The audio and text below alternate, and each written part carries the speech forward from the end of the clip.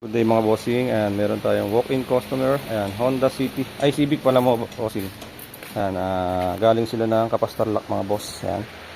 So ang issue ni sir dito, pambansang issue ulit mga bossing, idle issue. Ayan. So pakita ko sa inyo yung idle nito. From Kapastarlak mga boss, issue niya talaga is yung idle lang. So check natin, start natin mga boss. Yan. Makikita nyo yung idle nya.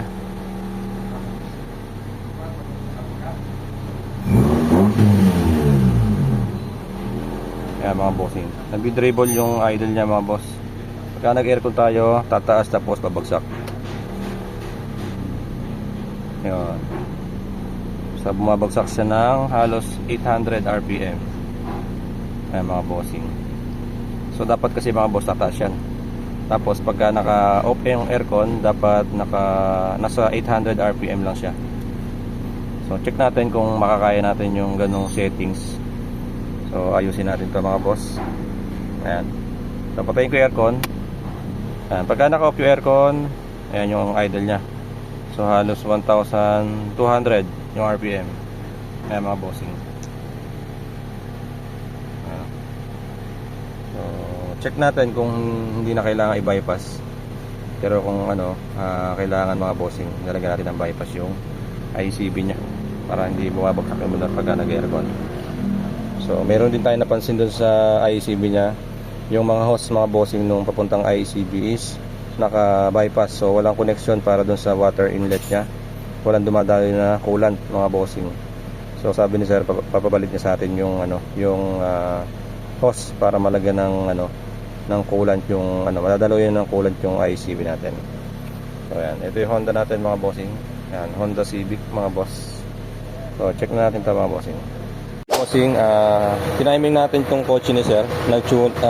Tinono lang natin tong throttle body. Tapos nag-timing tayo ng distributor. Ito, ginamitan natin ng timing light mga boss. Ayan. So pakita ko sa inyo yung naging resulta mga boss. So yan. Ito naka-off yung aircon natin mga bossing. Kita nyo nasa nasa mga 800 RPM mga boss. So i-rev ko. Yun mga bossing. Hindi na siya nagdi-dribble yung minor nya. So hindi na siya nag-i-stuck doon sa 1,200 RPM. Ngayon pagka nag-on tayo na aircon, check natin. On ko yung aircon mga boss. Tingnan nyo Yun, tumaas. Tumaas yung minor natin, hindi siya bumagsak mga bossing. So ibig sabihin okay pa yung ICB ni sir. Ayan. Ayan, okay pa yung ICB nya. Kasi napakaganda tahimik na tahimik, walang uga. Smooth yung makina nya kahit naka-aircon mga boss. Ayan. Tapos pagka nag-rev tayo, yun So hindi siya bumabagsak mga bossing. So yung naging problema lang, yung biskro niya mga bossing sobrang bukas, sobra sa hangin yung naging nya doon sa may throttle body. So kailangan mga bossing, alam nyo kung paano siya ititimpla mga boss. Ayan. Tapos yung distributor nasa siya, sobra siya lang advance mga bossing. So siguro nasa mga nasa 40 degree before top dead center. Halos tagad na kasi yung distributor niya So kadalasan sa mga ginagawa natin mga bossing para magamit nila ng mas maayos, kumbaga mas malakas yung power agad, sinasagad nila ng advance.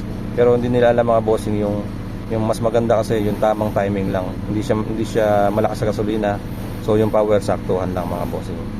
Yun kasing sobrang advance, pagka tinapakan mo wala nang i-advance yan mga boss. So yan. So ganun yung ginagawa para magkaroon lang ng power yung mga may problema talaga sa ICB distributor mga bossing. So ito pala mga bossing yung concern ni sir, yung preno. Sobrang lusot na Ayan Sumasayad na sa flooring mga boss bago kumagat. Ayun Ang lambot mga boss. So ayusin muna natin pala to bago natin i-test drive baka kasi mamaya magkaroon tayo ng problema. So ayan, ayusin natin preno. Ayan. Ito, tapos na tayo sa Honda Civic natin. So mga ginawa natin mga bossing, nagpalit tayo ng CB axle boots, rack and pinion steering boots mga bossing. Tapos itong ICB nya nilinyahan natin ng ano, binalik natin sa dati yung linya ng ano niya, ICB, nilagyan natin ng hose mga bossing. So naka-bypass kasi ito mga boss, tinanggal nila. So ibinalik lang natin.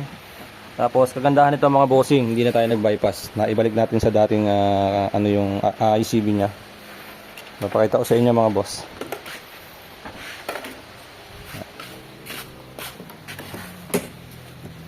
Okay. Ayan mga bossing.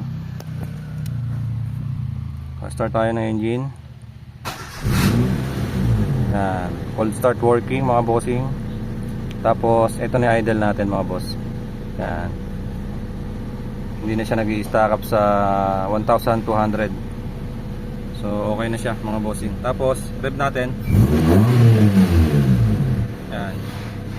So okay na mga bossing pagka nag-aircon tayo. Bumabagsak mga boss. Tapos biglang mag-i-stay sa 1,200. So ngayon ito na siya, aircon natin.